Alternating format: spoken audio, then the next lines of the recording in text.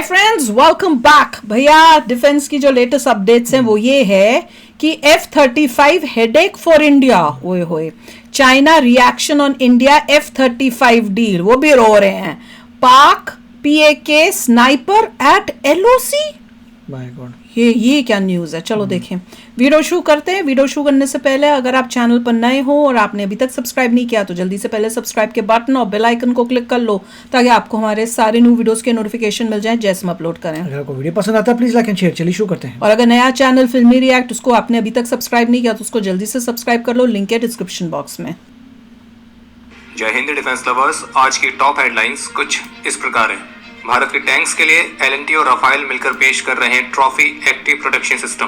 पाकिस्तान ने LOC पर sniper से किया इंडियन पोस्ट पर हमला। F-35 बन सकता है भारत के लिए बड़ा सरदर्द। 120 किलोमीटर वाला पिनाका वेरिएंट टेस्ट होगा अक्टूबर में। और DRDO ने रिवील करी अपनी कॉम्पैक्ट इलेक्ट्रोमैग्नेटिक रेलगन। अगर पिनाका टेस्ट करना तो LOC वहां पे कर लो टेस्ट, ये भी हो गई जो जहां स्नाइपर बैठा हुआ था। L&T की तरफ से जारी ऑफिशियल प्रेस रिलीज के मुताबिक एरो इंडिया शो के दौरान L&T ने इजराइल की Rafael advance defence system limited के साथ एक MOU साइन किया है और जिसके तहत वे संयुक्त रूप से मिलकर भारत के डिफेंस प्लेटफॉर्म्स के लिए राफेल द्वारा विकसित किए गए ट्रॉफी नाम के एक्टिव प्रोटेक्शन सिस्टम को ऑफर करेंगे। और इस ऑफिशियल प्रेस रिलीज के मुताबिक ट्रॉफी दुनिया का एकमात्र प्रूवन और ऑपरेशनल एक्टिव प्रोटेक्शन सिस्टम है और राफेल और L&T संयुक्त रूप से मिलकर इस ट्रॉफी एक्टिव प्रोटेक्शन सिस्टम के यूनिक सॉल्यूशंस भारत के डिफेंस प्लेटफॉर्म्स में इंटीग्रेट करने के लिए ऑफर कर रहे हैं। और साथ में ये भी कहा गया कि ये जो कोलैबोरेशन है ये भारत सरकार के आत्मनिर्भर भारत, मेक इन इंडिया और मेक फॉर द वर्ल्ड वाली विजन के साथ पूरी तरह से अलाइंड है। यानी कि इन सिस्टम्स का भारत में स्वदेशीकरण करना भी शामिल है और इसके तहत दोनों कंपनीज मिलकर इंडियन आर्म्ड फोर्सेस के लिए इस ट्रॉफी एक्टिव प्रोटेक्शन सिस्टम के एक नए वर्जन को लाएंगे जो कि भारत के प्लेटफॉर्म्स के लिए खास तौर पर कस्टमाइज किया गया होगा और भारत की ही लोकल कैपेबिलिटीज के साथ ये भारत में मैन्युफैक्चर होंगे। बाकी आसान से शब्दों में आपको समझा देते हैं कि जो ट्रॉफी है तो ये एक तरह का हाईटेक डिफेंस सिस्टम है जिसे खास तौर पर आर्मर्ड व्हीकल्स, टैंक्स तो इस तरह के लगभग सभी प्लेटफॉर्म्स को एंटी टैंक मिसाइल्स, रॉकेट्स तो इस तरह के इनकमिंग थ्रेट से सुरक्षा प्रदान करने के लिए बनाया गया है। और इसके काम करने का तरीका कुछ ऐसा है कि जैसे ही दुश्मन आपके आर्मर्ड प्लेटफॉर्म की तरफ कोई मिसाइल या रॉकेट फायर करता है तो ये ट्रॉफी सिस्टम उसको डिटेक्ट करेगा, उसको ट्रैक करेगा और इससे पहले कि वो मिसाइल आपके प्लेटफॉर्म को हिट करे उसको एलिमिनेट करने के लिए एक एक्सप्लोसिव काउंटर मेजर को फायर करेगा। यानी इसका काम है थ्रेट को डिटेक्ट करना, उसको ट्रैक करना और फिर उसको इंटरसेप्ट करना। और इसे रियल कॉम्बैट सिचुएशंस में ऑलरेडी इस्तेमाल किया गया है तो इसलिए ये एक बैटल प्रूवन सिस्टम भी है। कल 14 फरवरी 2025 को जम्मू कश्मीर के कुपवाड़ा में आर्मी और जम्मू कश्मीर पुलिस ने स्पेसिफिक इंटेलिजेंस इनपुट्स के आधार पर एक जॉइंट सर्च ऑपरेशन लॉन्च किया था और इस ऑपरेशन के दौरान 2 पिस्टल्स, 4 पिस्टल मैगजीन्स, एम्यूनिशन बरामद किए गए और यह ऑपरेशन अभी जारी है। इसके अलावा हिंदुस्तान टाइम्स की तरफ से एक रिपोर्ट जारी की गई है और इस रिपोर्ट के मुताबिक कल शुक्रवार की शाम को जम्मू कश्मीर के अखनूर सेक्टर में LOC के साथ पाकिस्तानी स्नाइपर्स की तरफ से हमला किया गया था और इस हमले में इंडियन आर्मी का एक जवान घायल हुआ है। और ये घटना शाम को 6:30 बजे के आसपास की है जब पाकिस्तानी ट्रूप्स ने स्नाइपर्स की मदद से इंडियन पोस्ट पर हमला किया था और इस हमले में हमारे एक सोल्जर के शोल्डर पर गोली लगी है। फिर जिसके बाद हमारे उस घायल जवान को तुरंत ही हॉस्पिटल में एडमिट किया गया है। और रिपोर्ट के मुताबिक ये जो स्नाइपर फायर है पाकिस्तानी क्षेत्र में जंगलों की तरफ से आया था। हालांकि फिलहाल अभी जिस समय हम वीडियो रिकॉर्ड कर रहे हैं तो इस घटना पर इंडियन आर्मी की तरफ से अभी कोई ऑफिशियल स्टेटमेंट देखने को नहीं मिली है। तो एक्शन करना पाकिस्तानी मीडिया में इन घटनाओं को लेकर कुछ इस तरह का प्रोपेगेंडा रन किया जा रहा है कि भारत के मिलिट्री इंटेलिजेंस और अन्य इंटेलिजेंस एजेंसीज वो POJK और गिलगिट बाल्टिस्तान में अपनी एक्टिविटीज कंडक्ट कर रही हैं और पहले भारत के मिलिट्री की तरफ से क्रॉस बॉर्डर फायरिंग की गई है। और जबकि इंटरेस्टिंग बात तो यह है कि भारत में आतंकियों की घुसपैठ कराने के लिए उनको कवर फायर देने वाली जो पाकिस्तान की मिलिट्री है तो उसके इस नापाक हरकतों को छुपाने के लिए पाकिस्तानी मीडिया में सारी स्थिति को बिल्कुल अलग तरह से ही दिखाया जा रहा है और जिसमें वो ये कह रहे हैं कि पाकिस्तान ने भारत की सैबोटेज एक्टिविटीज को LOC पर एक्सपोज किया है। पर जैसे कि आप सभी पाकिस्तान के इस तरह के प्रोपेगेंडा से अच्छी तरह से अवेयर होंगे क्योंकि यही चीज उनको सबसे अच्छी तरह से आती है। और इतना ही नहीं बल्कि पाकिस्तान के जो कुछ प्रोपेगेंडा हैंडल्स हैं तो उनके द्वारा भी हाल ही में भारत के खिलाफ एक और नया प्रोपेगेंडा रन किया जा रहा है जो कि बांग्लादेश को लेकर है। तो वही है कि अभी हाल ही में भारतीय प्रधानमंत्री के साथ एक जॉइंट प्रेस कॉन्फ्रेंस में जब US प्रेसिडेंट डोनाल्ड ट्रंप से बांग्लादेश में US के डीप स्टेट के इन्वॉल्वमेंट के बारे में कोई प्रश्न पूछा गया तो US प्रेसिडेंट ने क्लियरली इस बात से इनकार किया कि बांग्लादेश में अमेरिका की डीप स्टेट की कोई भूमिका नहीं है। और अब US प्रेसिडेंट के केवल इसी एक लाइन को लेकर जो पाकिस्तानी प्रोपेगेंडा अकाउंट्स हैं मोदी जी कर रहे हैं कि बांग्लादेश में भारत के प्रोपेगेंडा को US प्रेसिडेंट ने केवल कुछ ही सेकंड्स में समाप्त कर दिया। इंटरेस्टिंग बात यह है कि यही प्रोपेगेंडा अकाउंट्स आपको इसके आगे की लाइन नहीं बता रहे हैं जो कि US प्रेसिडेंट ने ही कही है जो कि हम आपको बताए थे। तो US प्रेसिडेंट ने इसके साथ इस बात को भी स्पष्ट किया था कि इस वाले मैटर को भारतीय प्रधानमंत्री हैंडल कर रहे हैं और मैं बांग्लादेश वाला मैटर भारतीय प्रधानमंत्री पर ही छोड़ता हूँ। और जो कि कहीं ना कहीं इस बात की तरफ भी संकेत करता है कि जो अमेरिका है वो बांग्लादेश के मामले में भारत के निर्णय में कोई हस्तक्षेप नहीं करना चाहता है।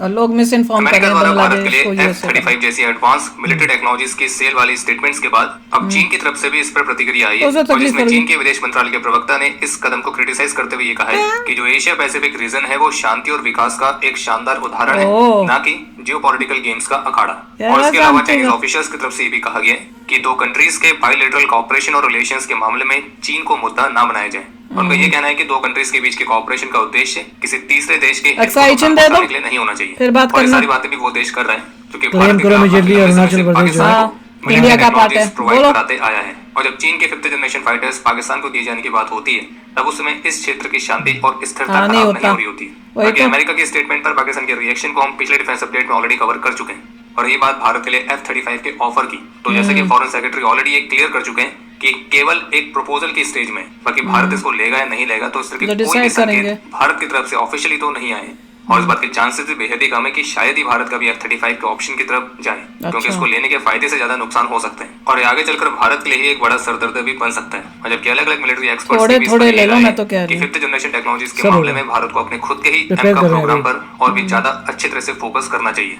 और वैसे भी कुछ अलग अलग रिपोर्ट्स के मुताबिक तो F-35 का जो फ्यूचर है तो वो यूएस की मिलिट्री में भी कुछ ज्यादा ब्राइट नहीं दिखता है, और उसके बहुत अलग अलग कारण हैं। एरो इंडिया शो के दौरान भारत फोर्ज लिमिटेड और वेदा एरोनॉटिक्स लिमिटेड के बीच एक एमओयू साइन हुआ है, और जिसके तहत वे संयुक्त रूप से मिलकर अत्याधुनिक यूएवीज और अन्य high speed aerial weapon systems को विकसित करेंगे। Very good. इसमें से जो वेदा एरोनॉटिक्स है वो एडवांस अनमैन्ड सिस्टम टेक्नोलॉजी को विकसित करेगी, जबकि भारत फोर्ज लिमिटेड उन सभी सिस्टम्स के लिए माइक्रोजेट इंजन सप्लाई करेगी। और ऑफिशियल प्रेस रिलीज के मुताबिक इंडियन डिफेंस फोर्सेस के लिए खास तौर पर डिजाइन किए गए अनमैन्ड सिस्टम्स को पावर देने के लिए भारत फोर्ज 400 किलोग्राम फोर्स तक का थ्रस्ट जनरेट करने वाले जेट इंजन को स्वदेशी तौर पर विकसित कर रही है। और जबकि 40 से 45 किलोग्राम फोर्स वाले इंजन जो कि भारत फोर्स द्वारा ही विकसित किए गए तो उनका सीरियल प्रोडक्शन चल रहा है, और उन्हें भी वेदा एरोनॉटिक्स के सभी डिफेंस प्रोजेक्ट्स में इस्तेमाल किया जाएगा। इसके अलावा एक अपडेट ये सामने आया है कि Swan defence and heavy industries limited ने शेड्यूल टाइम से पहले ही इंडियन कोस्ट गार्ड की ऑफशोर पेट्रोल वेसल सजग के रिफिट का कार्य कंप्लीट कर लिया है। डीआरडीओ ऑफिशियल्स के मुताबिक पिनाका रॉकेट्स का 120 किलोमीटर रेंज वाला वेरिएंट जो कि अपने डेवलपमेंट के एडवांस स्टेज में है, तो इसकी पहली टेस्टिंग इस वर्ष अक्टूबर के महीने तक कंडक्ट की जा सकती है। और इस नए रॉकेट वेरिएंट को लॉन्च करने के लिए Pinaka multi barrel rocket launcher system में एक नए पॉड को इंस्टॉल किया जाएगा। इसके अलावा एरो इंडिया शो में डीआरडीओ ने इलेक्ट्रोमैग्नेटिक रेल गन के एक नए मॉडल को शोकेस किया था जो कि साइज में बहुत ही कॉम्पैक्ट और ट्रांसपोर्टेबल है। और डीआरडीओ ऑफिशियल ने स्पष्ट किया कि उनकी ये इलेक्ट्रोमैग्नेटिक रेल गन अब अपने फील्ड ट्रायल्स के लिए तैयार है, जिसमें इस इलेक्ट्रोमैग्नेटिक रेल गन को फुली फंक्शनल बनाया जाएगा। और इस कॉम्पैक्ट इलेक्ट्रोमैग्नेटिक रेल गन की खास बात यह है कि इसमें 15 किलोवाट के पोर्टेबल डीजल जनरेटर को लगाया गया है, जो कि बड़े साइज की रेल गन में इस्तेमाल होने वाले ग्रिड पावर को रिप्लेस करता है। और ये जनरेटर इस रेल गन के बैटरी बैंक को 30 मिनट में फुल चार्ज कर देता है, और इस बैटरी बैंक का इस्तेमाल 10 मेगाजूल तक के कैपेसिटर बैंक को चार्ज करने के लिए किया जाता है। और फिर इसी एनर्जी का इस्तेमाल करके जो रेल गन है वो प्रोजेक्टाइल को 2000 मीटर पर सेकंड से भी अधिक की रफ्तार पर फायर करती है। और इस सिस्टम में 25 मॉड्यूलर कैपेसिटर पावर बैंक्स लगाए गए हैं, और हर एक की जो स्टोरेज कैपेसिटी है वो 400 किलो जूल तक की है। यानी कि एक बार फुली चार्ज होने पर ये जो इलेक्ट्रोमैग्नेटिक रेल गन है वो 3 राउंड्स पर मिनट के रेट से 30 राउंड्स को फायर कर सकती है, और लगभग 50 से भी अधिक शॉट्स फायर करने के बाद ही इस इलेक्ट्रोमैग्नेटिक रेल गन को आगे मेंटेनेंस की रिक्वायरमेंट पड़ेगी। वहीं इसी एरो इंडिया शो के दौरान बेंगलुरु बेस्ड सिंगुलैरिटी एरोस्पेस ने अपने एक नए X-61 नाम के यूएवी को अनवील किया था, जो कि ISR रोल के लिए बनाया गया स्मॉल साइज का यूएवी है। और इस X-61 यूएवी को इंडियन नेवी के weapons and electronic systems engineering establishment की पार्टनरशिप के साथ विकसित किया गया है। इसकी जो मैक्सिमम ऑपरेटिंग रेंज है वो 250 किलोमीटर तक है, और ये 6000 फीट की अधिकतम ऊंचाई तक ऑपरेट कर सकता है। कर्नाटक में स्थित एरोनॉटिकल टेस्ट रेंज चित्रदुर्ग में इसके टेस्ट फ्लाइट भी कंडक्ट किए गए थे, जिसमें इस X-61 को autonomous take off and landing और रिटर्न टू लॉन्च में टेस्ट किया गया था। और उम्मीद की जा रही है कि इस यूएवी के जो पहले डेक ट्रायल्स हैं वो INS हंसा में कंडक्ट किए जाएंगे।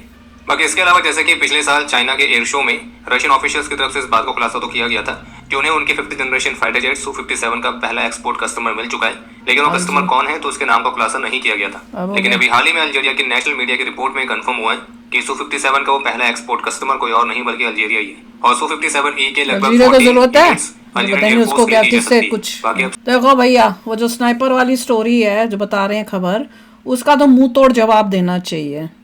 और दूसरी बात, ये जो बांग्लादेश जो है जो अपना उसने अपना ही वही ना जैसे न्यूज़ चैनल्स जो हैं या सो कॉल्ड इंफॉर्मेशन देने वाले चैनल्स हैं, वो भी बातों को ट्विस्ट करके अपना साइड ऑफ स्टोरी बनाने की कोशिश करते हैं। इसमें भी उन्होंने बोला कि ट्रम्प ने बोला है कि बांग्लादेश के बारे में हम इंडिया का ही है, हमारा कोई हाथ नहीं है, कुछ नहीं। जैसे इतना आ रहा था ना कि बांग्लादेश में रिजीम चेंज करने के लिए यूएसए का हाथ था, वो तो उन्होंने कहा कि भैया 100 साल से तो इंडिया ही बांग्लादेश से डील कर रहा है और हमने कोई डील वील नहीं की है और आगे भी इंडिया ही डील करेगा। तो अब उसमें अगर कोई अब बोलता है कि नहीं बांग्लादेश के अंदर इंडिया यूएसए का हाथ था, वो साफ क्लियर हो रहा है कि 100 साल से उन्होंने कहा हम नहीं कुछ इंटरफेयर कर रहे, जो करना होता है इंडिया ने करना होता है। और जो अच्छा, और दूसरा वो जो बड़ी न्यूज आ रही थी कि भैया लिस्ट आई है, नहीं एलओसी का तो वो भी बताती हूँ, पर एक लिस्ट जो बता रहे हैं, बड़ा कमेंट में भी आ रहा था कि आप वो फलानी वीडियो क्यों नहीं कर रहे। भैया वीडियो इसलिए नहीं कर पाते क्योंकि कॉन्ट्रडिक्ट करो तो जिसकी वीडियो होती है उसको बड़ी प्रॉब्लम होती है और उसकी वजह से हमें प्रॉब्लम हो जाती है। इसलिए इज वेरी डिफिकल्ट कि उन पे जहाँ पे बहुत चीजें ऐसी बोली गई उनको कॉन्ट्रडिक्ट करना। उसमें यही है सिंपल कि एक अगर ट्वीट आया है कि $21 बिलियन दिए थे कुछ लोगों को टू इंक्रीज वोटर टर्नआउट, जिससे ज्यादा लोग वोट करें। अब क्वेश्चन ये है कि इन्वेस्टिगेट करिए कौन लोगों ने 21 बिलियन खाए हैं इंडिया में और उन्होंने क्या किया। अगर उन्होंने कुछ गलत किया है न्यूज़ ये है, आपको देखना पड़ेगा 21 बिलियन कहाँ गए, किस इंसान ने उसको लोगों को दिया, उन लोगों ने क्या कार्य किए। जब आपके पास पूरा आ जाएगा उसका डिटेल्स कि ये लोग थे, इन्होंने इतना मिलियन खाया, हर बंदे ने इतने को डिस्ट्रीब्यूट किया, उन्होंने ये कार्य किए, then you will have the details. और उसे भी पता जाएगा कि देश के अंदर गद्दार बैठे हैं क्या। जब तक आपके पास नहीं, आपको पता लगा वोटर टर्नआउट इंक्रीज करें, घर घर जाके बोले हाँ जी वोट करिए, तो वो तो दैट इज ओके, वो तो अच्छा काम हो रहा है, राइट। वो क्यों कर रहे हैं वी डोंट नो, इसीलिए वो तो प्रूफ की बात है। जब तक बिना डिटेल के लोग यूट्यूब में शोर मचाते हैं but they have no details, वो उससे आप नहीं बोल सकते हो 21 मिलियन किसने खाए हैं इंडिया में, खाए और उसमें उससे क्या कार्य करते हुए पकड़ा गया वो उसको पता होना इम्पोर्टेंट है। और यहाँ के लोगों ने, मतलब हम लोगों ने जो यूएसए में बैठे हैं और वोट किया ट्रम्प को और ट्रम्प को जिताया, हमने इसीलिए जिताया है कि भैया ये सब एड्स के जो आप देते हो दूसरे देशों को क्यों दे रहे हो, जब हमारे देश में यूएसए में यूज करो उसको। तो ये जो ट्रम्प आया है वो उसी वजह से आया है क्योंकि उसने ये प्रॉमिस किया है कि ये जो दुनिया भर में पैसा बांटे जा रहे हैं खुले हाथों से, उसको यूज करो अपने देश के अंदर। हमारे जो पैसा हम कमाते हैं और तुमको टैक्स पे करते हैं, हम इसलिए नहीं टैक्स पे कर रहे कि दुनिया भर को तुम बांटते फिरो, उससे हमारे यहाँ की हमारी स्टैंडर्ड ऑफ लिविंग हमारे को बेटर यहाँ पे दो चीजें, तो वो वजह है, तो वो बहुत क्लियर होना चाहिए।